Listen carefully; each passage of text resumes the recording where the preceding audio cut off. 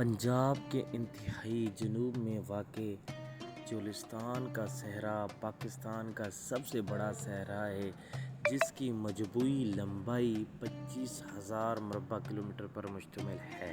یہ جنوب مغرب میں سندھ کے صحرا تھر تک پھیلا ہوا ہے اور مشرق میں یہ بھارت کے صوبہ راجستھان تک پھیلا ہوا ہے۔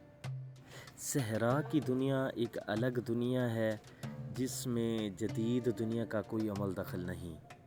تقریباً 1000 سال پہلے چولستان ایک زرخیز علاقہ تھا جسے ایک دریا گکھر، جسے اب پاکستان میں دریائے ہکڑہ کہا جاتا ہے، اس سے یہ وسیع و عریض صحرا سیراب ہوتا تھا۔ قدیم دریا کے علاقے کے ساتھ ساتھ ماہر آثار قدیمہ نے 500 کلومیٹر تک تقریباً 400 سال پرانے آثار دریافت کیے ہیں، جن کا تعلق سندھ کی قدیم تہذیب سے ملتا جلتا ہے۔ صحرا کے وسط میں ایک عظیم قلعہ دراوڑ موجود ہے، جو والی ریاست بہاولپور کا آبائی قلعہ ہے۔ یہاں پر قلعوں کا ایک بڑا سلسلہ اور بہت محفوظ سلسلہ موجود ہے، لیکن قلعہ دراوڑ کو سب سے زیادہ محفوظ ترین تصور کیا جاتا تھا۔ یہ قلعہ چونکہ سب سے بڑا قلعہ تھا، لہٰذا یہ ایک خاص خصوصیت کا حامل قلعہ ہے۔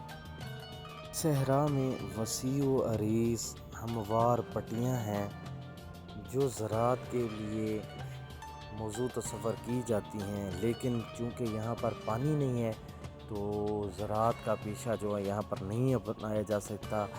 یہاں پر فصلوں یا یہ جڑی بوٹیوں کا ٹوٹل دار و مدار موسم گرما میں ہونے والی بارشوں پر ہے، جس سے جب موسم گرما میں بارشیں ہوتی ہیں تو پانی ان کے جو ٹوبے وغیرہ بنے ہوئے ہیں وہاں پر سٹور ہو جاتا ہے، جس سے پورا سال صحرا میں رہنے والے لوگ اور جانور مستفید ہوتے ہیں۔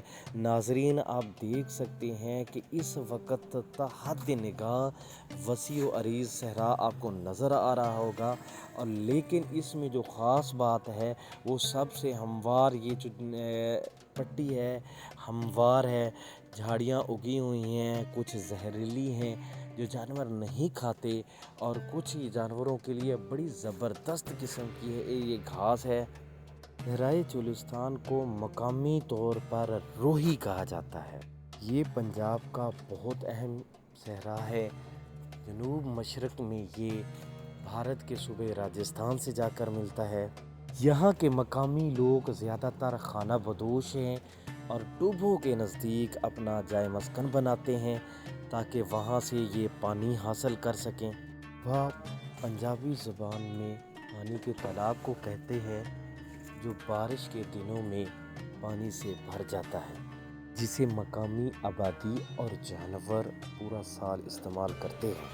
السلام علیکم ورحمۃ اللہ وبرکاتہ۔